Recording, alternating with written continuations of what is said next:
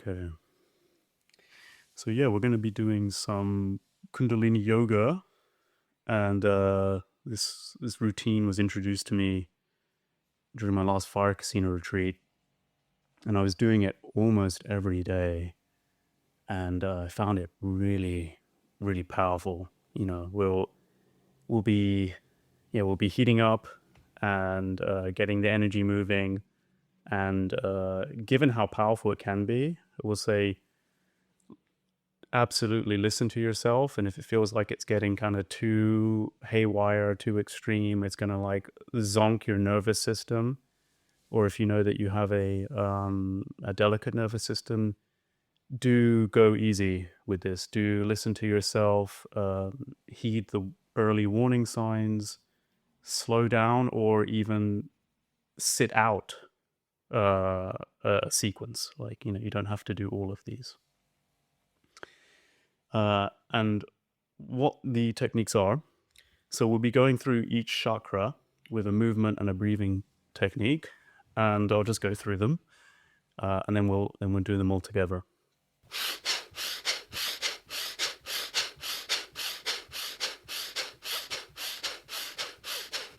Yeah, I've come to like really like sort of the chakra system in a way of just even just like a reminder to tune into different like facets of the human experience. How grounded do you feel? What's your sexuality like? What's your sort of willpower and ambition like? Your creativity? How's your heart, your love and your compassion? How open are you? How's your expression, your voice? Are you speaking authentically? Your wisdom, your third eye. How sort of spiritual and airy-fairy do you feel? And then how aligned are all of those? And it's really interesting, like if there's blockage in certain places and you can like feel it, how maybe that energy gets rerouted to another place, right? So, I mean, I like it as a kind of check in and like clear through the system and see like attending to these different sort of points in myself. Does it all feel sort of aligned and open and the flowy movement, or do I feel constriction? So a kind of nice, like well-rounded check in that you could do every now and then. I've also, like I talked about, sort of combining it on retreat as a kind of amplifier, to whatever, in conjunction with whatever practice you're doing.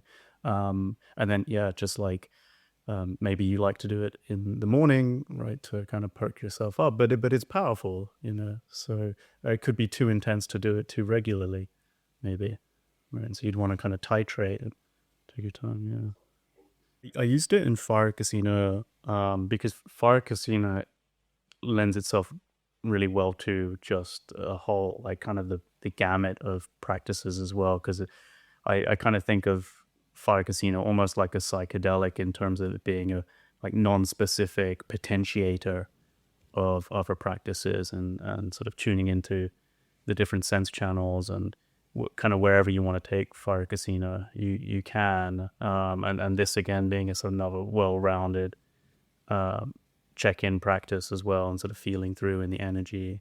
So the two, and Fire Casino is sort of a very intense practice, and that this was like a bolstering of that, and I was kind of just going hand, like turning the dials up, quite high on things, which could be, too much without enough grounding or setting, the right setting. But then to do it on like a general kind of concentration or insight retreat,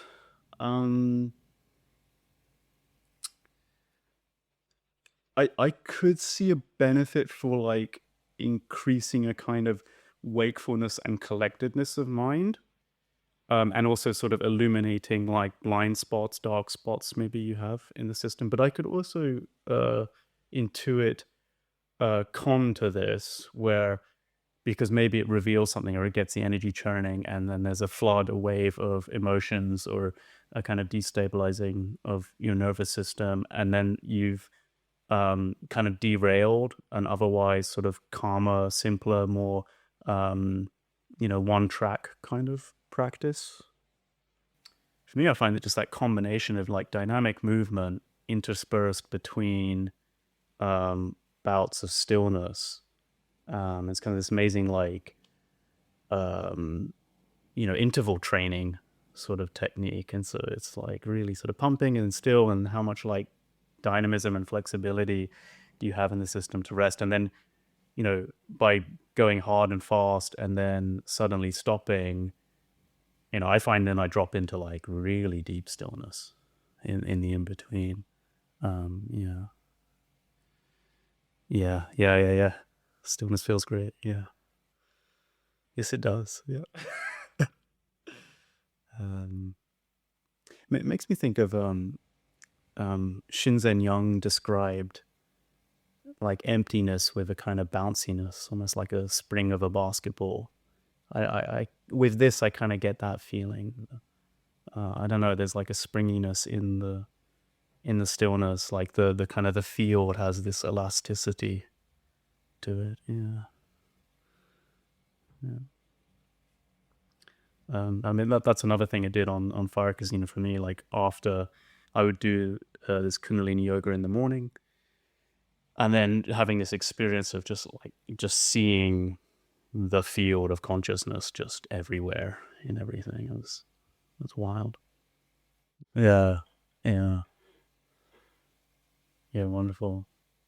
Yeah, is it there's a the childlike wonder and a lightness and levity, um, and that's such a nice like component to have access to, because then when you do go into the stillness and maybe things start defabricating, um, you feel you feel okay with that. You feel safe with that, as opposed to it feeling like a weighted, scary thing, or much more serious.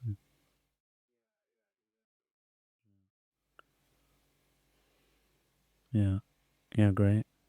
Um, I mean, we can also see the opposite. We can also see that like we're trying to pressure the system to open or go in a certain way, and then we find a strong counter reaction, or a closing, like no, no, no, not ready, don't go there, or excuses come up, like this is silly, this is why are we doing this? This is ridiculous.